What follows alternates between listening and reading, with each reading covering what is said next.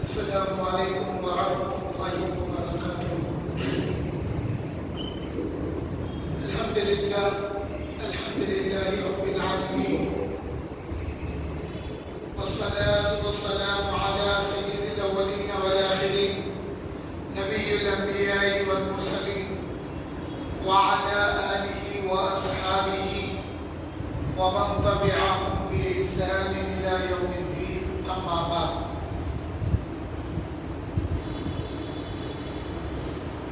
فقال الله تعالى: فأعوذ بالله من الشيطان الرجيم، بسم الله الرحمن الرحيم، قل إن الفضل بيد الله يؤتيه من يشاء والله واسع عليم، صدق الله العظيم وصدق رسوله النبي الأمين الكريم، ونحن على ذلك لمن الشاهدين والشاكرين۔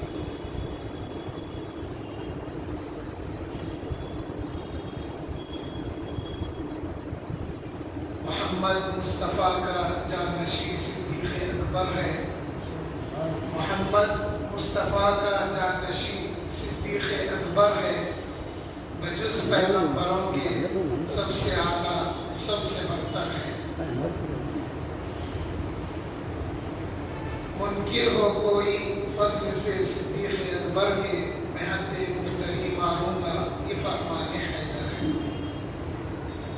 حاضرین و سامعین، ابھی جس آیت کریمہ کا میں نے شرح تلاوت حاصل کیا ہے، اس میں اللہ جل شانہ فرماتے ہیں اپنے محبوب سے، اپنے پیارے سے اور ہمارے آقا سے کہ اے میرے محبوب آپ بتا دیجئے، قل اے محبوب آپ بتا دیجئے، ان الفضل بید اللہ، بے شک فضل کا عطا کرنا اللہ کے اختیار میں ہے، اللہ کے دست قدرت میں ہے، اللہ کے ہاتھ میں ہے۔ یؤتیہ من یشاء، اللہ جسے چاہے اسے عطا فرماتے ہیں، واللہ واسع علیم، اور اللہ تعالیٰ بہت دور تک وہ جاننے والا ہے۔ اب آئندہ لوگ کیا کیا کہیں گے، فضل کا ملنے پر لوگ کیا کیا کہیں گے، بہت حد تک واسع، بڑا وسیع علم ہے اس کا، وہ اس کے متعلق جانتا ہے۔ یعنی جس کو فضل دینا ہے اس کو بھی جانتا ہے، اور فضل دینے کے بعد جو لوگوں کو ہضم نہیں ہوگا ان کے اعتراضات کو بھی اللہ جانتے ہیں۔ فضل ہے کیا چیز؟ فضل کے 12 معنی آئے ہیں، جن میں سے 3 کا معنی میں بتا کے اپنی بات کی طرف آتا ہوں۔ فضل کے ایک معنی ہے بزرگی کے، فضل کا ایک معنی ہے احسان کے، اور فضل کا ایک معنی ہے فضیلت کا۔ حاضرین محترم، اللہ جل شانہ قرآن کریم میں فرماتے ہیں تلک الرسل فضلنا بعضهم علی بعض، یہ رسول وہ ہیں جن میں اللہ تعالیٰ نے ایک کو دوسرے پر فضیلت دی ہے۔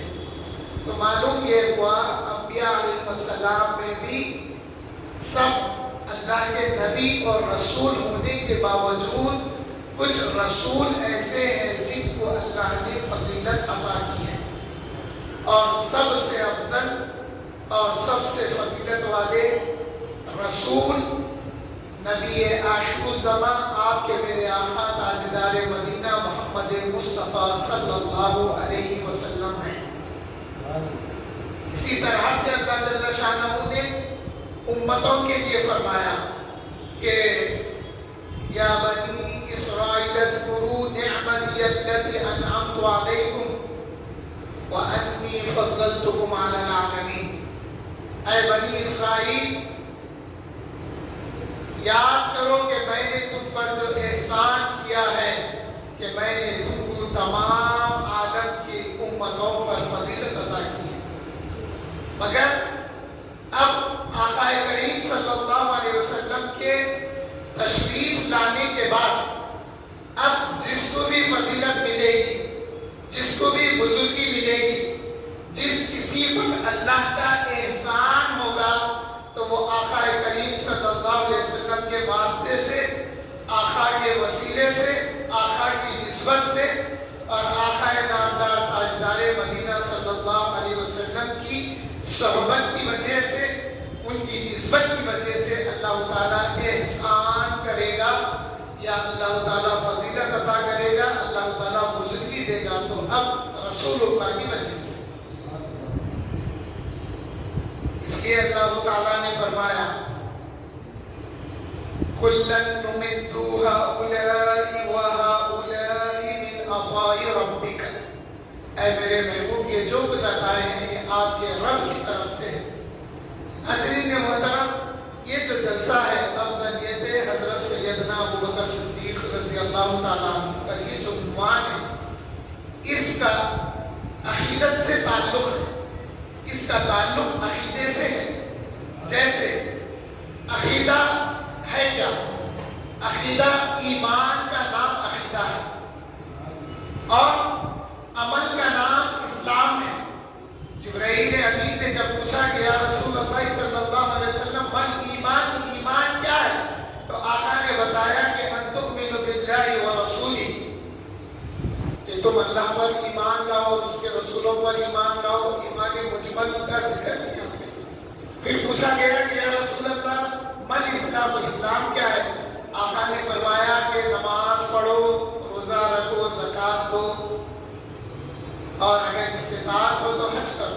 تو معلوم یہ ہوا کہ حضرت سیدنا ابوبکر صدیق رضی اللہ تعالی عنہ کو تمام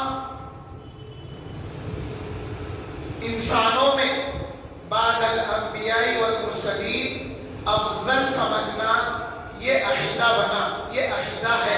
یہ عقیدہ آیا کہاں سے؟ سمجھ رہے ہیں؟ اگر کوئی یہ کہے کہ میں نمازیں پڑھ لیتا ہوں کافی ہے، قرآن پڑھ لیتا ہوں کافی ہے، میں روزہ رکھتا ہوں، نماز پڑھتا ہوں، حج کرتا ہوں کافی ہے، نہیں، یہ کافی نہیں ہے۔ اس کے ساتھ حضرت ابوبکر صدیق رضی اللہ تعالیٰ عنہ کو تمام صحابہ میں بلکہ تمام انسانوں میں نبیوں اور رسولوں کے بعد آقا کریم صلی اللہ علیہ وسلم کے بعد افضل ماننا یہ عقیدے میں شامل ہے۔ اب آپ پوچھیں گے کہ یہ کیسی بات ہے؟ تو بھائی یہ بات ویسی ہی ہے جیسا آقا نے بتایا قیامت کی علامتیں یہ ہوگی، ہم نے ایمان لایا، ہمارا عقیدہ ہے کہ قیامت کی یہ علامتیں ہیں۔ آقا نے فرمایا کہ قرب قیامت فتنے پیدا ہوں گے، دجال کا نکلنا یہ بھی بہت بڑا فتنہ ہوگا، یاجوج ماجوج کے بارے میں بتایا، تو اس پہ بھی ہمارا ایمان بھی عقیدہ ہے۔ آقا نے جنت کے بارے میں بتایا، جنت کو مانتے ہیں، اور دوزخ کے بارے میں بتایا، دوزخ سے پناہ مانگتے ہیں۔ تو یہ باتیں کیا ہیں؟ یہ ہونے والی ہیں، یہ آنے والی باتیں، مگر اس پر ہمارا ایمان ہے۔ اب اگر کوئی یہ کہے کہ حضرت ابوبکر صدیق رضی اللہ تعالیٰ عنہ حضور صلی اللہ علیہ وسلم کے صحابی ہیں، میں اتنا ان کو مانتا ہوں، تو اتنا ماننا کافی نہیں ہے۔ تمام صحابہ حضور اکرم صلی اللہ علیہ وسلم کے درجہ صحابیت میں یکساں ہیں، مگر ان میں جن کو فضیلتیں حاصل ہیں ان میں سب سے پہلے حضرت ابوبکر صدیق رضی اللہ تعالیٰ عنہ اور حضرت ابوبکر صدیق کے بعد حضرت عمر فاروق رضی اللہ تعالیٰ عنہ ہیں، اور پھر آپ کے بعد حضرت سیدنا عثمان غنی رضی اللہ تعالیٰ عنہ ہیں، اور پھر آپ کے بعد حضرت سیدنا علی مرتضیٰ کرم اللہ وجہہ ہیں۔ یہ خلفائے راشدین، ان کے بعد پھر عشرہ مبشرہ ہیں، پھر اصحاب بدر ہیں، یعنی جو صحابہ بدر کے غزوے میں شریک ہوئے ان کی فضیلتیں ہیں۔ تو اسٹیپ بائی اسٹیپ ان فضیلتوں کو ماننا اور ان فضیلتوں پر یقین رکھنا کہ ہاں یہ ایسا ہی ہے، یہ ایمان کا تقاضا ہے، اسی کو عقیدہ کہتے ہیں۔ اب جب یہ بات دل میں بیٹھ جاتی ہے اور اس کو ہم پسند کرتے ہوئے دل میں جما لیتے ہیں تو یہ ہمارا اعتقاد بن جاتا ہے۔ تو حاضرین محترم، عقیدہ بنتا کیسا ہے؟ عقیدہ بنتا ہے اللہ کے فرمان سے اور رسول اللہ کے فرمان سے۔ جیسے اللہ جل شانہ نے فرمایا کہ اے میرے محبوب آپ بتا دیجئے قل هو اللہ احد، وہ اللہ ایک ہے۔ تو تو ہم نے رسول اللہ کو سنا اور ہمارے دل میں یہ بات بیٹھ گئی کہ اللہ ایک ہے، اللہ الصمد، اور وہ صمد ہے، بے نیاز ہے، لم یلد ولم یولد، نہ وہ کسی کی اولاد ہے اور نہ اس کی کوئی اولاد، یعنی لم یلد وہ پیدا نہیں ہوا اور اس سے کوئی پیدا نہیں ہوا، یعنی وہ کسی کی اولاد نہیں اور اس کی کوئی اولاد نہیں، وَلَمْ يَكُنْ لَهُ كُفُوًا أَحَدٌ، اور اس کے جیسا کوئی نہیں ہے۔ جب اللہ نے یہ فرمایا اے محبوب آپ میرے بندوں کو بتا دو، تو جنہوں نے اس بات کو مانا وہ اللہ کے بندے ہو گئے، اور جنہوں نے اس بات کا انکار کیا وہ کافر ہو گئے اور مشرک ہو گئے۔ تو معلوم یہ ہوا عقیدہ بنا تو اللہ اس کے رسول سے۔ تو اب سوال پیدا ہوتا ہے کیا حضرت ابوبکر صدیق رضی اللہ تعالیٰ عنہ کی افضلیت جو ہے وہ رسول اللہ سے ثابت ہے؟ کیا رسول اللہ نے فرمایا ہے؟ تو ہاں، رسول اللہ صلی اللہ علیہ وسلم نے اس بات کا اعلان کیا ہے، لوگوں کو بتایا ہے، اور اسی طرح سے متوازن طریقے سے بات بتا کے میں پھر اپنی بات پہ آ جاتا ہوں۔ ہم مولا علی کرم اللہ وجہہ کو حضور صلی اللہ علیہ وسلم کے داماد، حضور صلی اللہ علیہ وسلم کے چچا زاد بھائی اور اسلام کے چوتھے خلیفہ، یہ سب کچھ مانتے ہیں۔ اب ہوا کیا؟ جب غدیر خم کے موقع پر آقا کریم صلی اللہ علیہ وسلم نے جب یہ اعلان فرمایا من کنت مولاہ فعلی مولاہ، مختلف اس کے الفاظ ہیں، جب یہ فرمایا تو ایک شخص حاضر خدمت ہو کے عرض کرنے لگا یا رسول اللہ صلی اللہ علیہ وسلم، آپ نے اپنے چچا زاد بھائی کے بارے میں یہ فرمایا من کنت مولاہ فعلی مولاہ، تو کیا یہ بات آپ اپنے طرف سے فرما رہے ہیں یا اللہ نے حکم دیا ہے آپ؟ تو آقا کریم نے فرمایا کہ اے شخص سن، یہ بات میں اپنی طرف سے نہیں، اللہ نے مجھے حکم دیا ہے، اس لیے یہ بات میں کہہ رہا ہوں۔ تو معلوم کیا ہوا؟ حضرت علی کرم اللہ وجہہ کو جو فضیلت ملی وہ اللہ کی طرف سے رسول اللہ کے فرمانے سے ملی۔ تو وہ شخص کیا کہنے لگا معلوم؟ نگاہیں آسمان کی طرف کر کے کہنے لگا یا اللہ، یہ محمد صلی اللہ علیہ وسلم جو یہ بات کہہ رہے ہیں، اگر یہ بات سچ ہے تو میں اپنی سواری تک پہنچنے تک مجھ پہ عذاب نازل کر دے۔ کیوں؟ اس کو یہ بات ہضم نہیں ہوئی، اس کو یقین نہیں ہے، اس کے دل میں محبت پیدا نہیں ہوئی مولا علی سے۔ تو جب یہ بددعا کی تو راوی کہتے ہیں وہ وہاں تک جانے سے پہلے، اپنی سواری تک پہنچنے سے پہلے آسمان سے پتھر برسے، اس کے سر پہ برسے اور نیچے سے نکلے اور وہ وہیں پہ ڈھیر ہو گیا، مر گیا۔ اللہ تعالیٰ نے قرآن کریم کے سورہ المعارج کی ابتدائی 3 آیتیں نازل کر دی اس موقع پر۔ تو معلوم یہ ہوا یہ عقیدہ بنا، اسی وجہ سے حضرت عمر رضی اللہ تعالیٰ عنہ مولا علی کی بغل میں اپنا ہاتھ دے کر آپ 1-2 قدم رقص کر کے کہنے لگے کہ واہ واہ، مبارک ہو اے علی، تم مومنین کے مولا ہیں اور تم میرے بھی مولا ہیں۔ تو یہ خوشی جب فضیلت سنے تو خوش ہوئے۔ تو آج ہم بھی یہ جلسہ کر کے حضرت سیدنا ابوبکر صدیق رضی اللہ تعالیٰ عنہ کی فضیلت بیان کر کے ہم خوش ہوتے ہیں اور آپ کو بھی خوش کرتے ہیں۔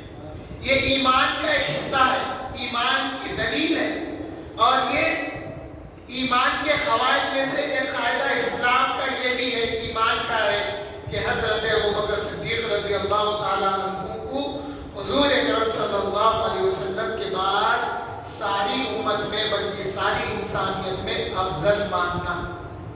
یہی عقیدے کو ہر جمعہ کے دن منبر و محراب سے خطیب بیان کرتے ہیں، افضل البشر بعد الانبیاء بالتحقیق سیدنا ابوبکر صدیق رضی اللہ تعالیٰ عنہ۔ اسی بات کو یاد دلاتا ہے امام اپنے خطبوں میں۔ حاضرین محترم، حضور اکرم صلی اللہ علیہ وسلم نے ایک موقع پہ فرمایا کہ تمام انبیاء و مرسلین کے بعد ابو بکر افضل ہیں، او کما قال علیہ الصلوۃ والسلام۔ پھر اسی عقیدے کو صحابہ کرام نے مانا۔ حضرت سیدنا عبداللہ ابن عمر رضی اللہ تعالیٰ عنہ فرماتے ہیں کہ ہم حضور صلی اللہ علیہ وسلم کی حیات مبارکہ میں ہی ہم صحابہ کے سب سے بہتر اور افضل حضرت ابو بکر صدیق کو مانتے تھے. یا پھر یہ بھی ہے کہ کننا لا نعد، ہم کسی کو حضرت ابو بکر کے برابر نہیں مانتے تھے. یہ الفاظ بھی تو معلوم یہ ہوا کہ یہ حضور کا فرمان اور صحابہ کا ماننا، اسی سے عقیدہ بنا اہل سنت والجماعت کا. اہل سنت والجماعت کس کو کہتے ہیں؟ جو حضور صلی اللہ علیہ وسلم کے فرمان پر، حضور کے حکم پر، حضور کی سنتوں پر عمل کرتا ہے، وہ اہل سنت کہلایا. اور والجماعت سے مراد یہ ہے کہ تمام صحابہ کی جو پیروی کرتا ہے اس کو اہل سنت والجماعت کہتے ہیں. یہ سلسلہ جب آگے بڑھا، یہ عقیدہ جب آگے بڑھا، صحابہ کا دور ختم ہوا، تابعین کا دور آیا، تو انہوں نے اس صحابہ کے عقیدے کو آگے بڑھایا. ہوتے ہوتے جب اس عقیدے میں فتنہ پیدا ہو گیا تو پھر کتابیں لکھی جانے لگی اعتقادات اہل سنت والجماعت. کس زمانے میں 300-400 ہجری میں کتاب لکھی جانے لگی کہ اہل سنت والجماعت کے اعتقاد کیا ہے، عقیدہ کیا ہے. پھر امام اعظم ابو حنیفہ رضی اللہ عنہ رحمۃ اللہ علیہ سے پوچھا گیا کہ اے امام، اہل سنت کس کو کہتے ہیں؟ تو آپ نے شارٹ میں یہ بات بتائی کہ اہل سنت والجماعت اس کو کہتے ہیں جو نبی کے بعد میں ابو بکر کو اور عمر کو افضل مانے، اور ختنین سے یعنی حضور اکرم صلی اللہ علیہ وسلم کے 2 دامادوں سے یعنی حضرت عثمان غنی اور حضرت علی کرم اللہ وجہہ سے محبت رکھے، وہ اہل سنت والجماعت ہے. تو دور جیسا جیسا آگے بڑھتا گیا، اہل سنت والجماعت کی پہچان بڑھتی گئی. پہلے پہچان کیا تھی؟ جو حضور کی سنتوں پر اور صحابہ کی عمل پر عمل پیرا ہوا وہ اہل سنت والجماعت کہلاتا تھا. مگر جب وقت آگے بڑھا، جب زمانہ مصطفیٰ گزر گیا، صحابہ کا دور گزر گیا، جب فتنے پیدا ہوئے، تو ان فتنوں کے ارتداد کے لیے جو عقیدہ صحابہ نے حضور سے کیا تھا، اس عقیدے کو بچانے کے لیے اس کی تشریح کی گئی، اس کا اعلان کیا گیا، بتایا گیا. تو یہ باتیں بڑھتے بڑھتے ہمارے تک آئی ہے. یہی اعتقاد ہے، یہی عقیدہ ہے اہل سنت والجماعت کا. حضرت ابوبکر صدیق رضی اللہ تعالیٰ عنہ کو جو افضلیت حاصل ہے، وہ افضلیت کوئی نماز کی وجہ سے، نمازوں کی وجہ سے، صدقہ خیرات کرنے یا حج کرنے یا پھر جہاد میں شریک ہونے کی وجہ سے نہیں ہے. یہ اللہ کی عطا ہے. یہ اللہ کی ایسی عطا آپ کو ہوئی ہے جو کسی کو نہیں ہوئی. اس لیے آپ نبی کے بعد ساری امت میں سب سے افضل آپ ہیں. پھر حضرت عمر رضی اللہ تعالیٰ عنہ الگ ترتیب، پھر حضرت عثمان غنی رضی اللہ عنہ، پھر حضرت علی کرم اللہ وجہہ ہے. حاضرین محترم، آپ کی خلافت کی وجہ سے یا آپ خلیفہ اول ہونے کی وجہ سے افضلیت حاصل نہیں ہے. آپ کو افضلیت پہلے حاصل ہے. آپ افضل ہونے کے بعد میں آپ کی خلافت اول ہے. حاضرین محترم، حضرت ابوبکر صدیق رضی اللہ تعالیٰ عنہ کے بہت مناقب اور آپ کے بہت فضائل ہیں جو آنے والے جلسوں میں تھوڑے تھوڑے بیان کیے جائیں گے. ایک ہی موقع پر یہ سب کچھ بیان نہیں کیا جا سکتا. آخری بات کی طرف آتا ہوں کہ حضرت ابوبکر صدیق رضی اللہ تعالیٰ عنہ کو آقا کریم صلی اللہ علیہ وسلم نے بشارت دی، اور ایک موقع پر آقا کریم صلی اللہ علیہ وسلم نے جنت کا ذکر کیا کر کے فرمایا کہ جنت کے 8 دروازے ہوں گے، اور ان دروازوں میں ایک دروازے کا نام ریان ہے، اور جو روزے دار ہوں گے اس دروازے سے بلائے جائیں گے. آقا کریم صلی اللہ علیہ وسلم سے حضرت ابوبکر صدیق رضی اللہ تعالیٰ عرض گزار ہوئے، یا رسول اللہ صلی اللہ علیہ وسلم، ایسا بھی کوئی ہوگا جس کو جنت کے سارے 8 دروازوں سے بلایا جائے گا؟ تو آقا کریم صلی اللہ علیہ وسلم نے فرمایا کہ ہاں اے ابوبکر، میں امید کرتا ہوں کہ تم کو جنت کے 8 دروازوں سے مبارکہ میں جنت کے جو دروازے ہیں ان دروازوں کے نام بھی آئے. ایک دروازے کا نام باب الصلاۃ ہے، ایک کا نام باب الجہاد ہے، ایک دروازے کا نام باب الصدقہ ہے، ایک دروازے کا نام باب الحج ہے، اور ایک دروازے کا نام قاضی القاضمین، اور ایک دروازے کا نام اس میں ذکر یا علم ہے. اس طرح سے 8 دروازوں کے نام ہیں. تو جو نمازوں کا پابند ہوگا، اب یہاں پہ فرض نماز کے علاوہ نفل نمازیں بھی اس میں شامل کرنا، جو نوافل کا پابند ہوگا فرض کے علاوہ اس کو باب الصلاۃ سے پکارا جائے گا. تو یہاں پر یہ بات کی فضیلت معلوم ہوتی ہے کہ حضرت ابوبکر صدیق رضی اللہ تعالیٰ عنہ کو جب باب الصلاۃ سے پکارا جائے گا تو ہر وہ نماز جو حضرت ابوبکر پڑھے ہیں وہ اللہ کے نزدیک مقبول ہے. اسی لیے آپ کو اس دروازے سے بھی بلایا جائے گا. پھر دوسرے دروازے کا جو ذکر آیا، تیسرے کا جو ذکر آیا، یعنی جہاد کا ذکر آیا، تو آپ کی جہاد کا یہ عالم تھا کہ آپ نے جہاد اگر کیا ہے تو اللہ اس کے رسول کے لیے کیا ہے. حالانکہ آقا سے پوچھا گیا کہ یا رسول اللہ جہاد کرنے والے 2 ہیں، ایک تو وہ ہے جو شہادت پاتا ہے اور ایک وہ ہے جو مال غنیمت کے لیے لڑتا ہے، یا ایک وہ ہے جو اپنی شجاعت کو دکھانے کے لیے لڑتا ہے.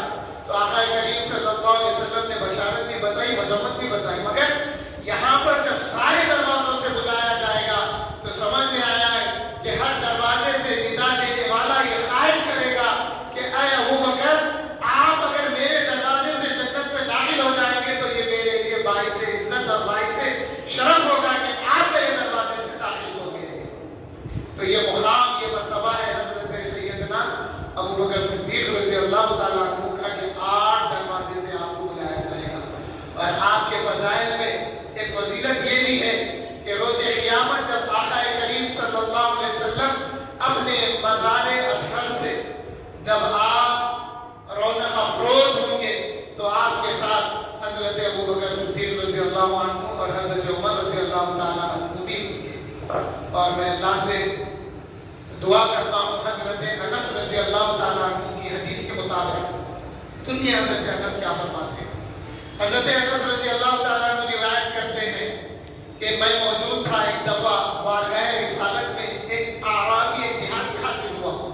حاضر ہو کے عرض کرنے لگا یا رسول اللہ قیامت کب آئے گی؟ تو آقا کریم صلی اللہ علیہ وسلم نے فرمایا کہ اے شخص، تو نے قیامت کی کیا تیاری کر رکھی ہے؟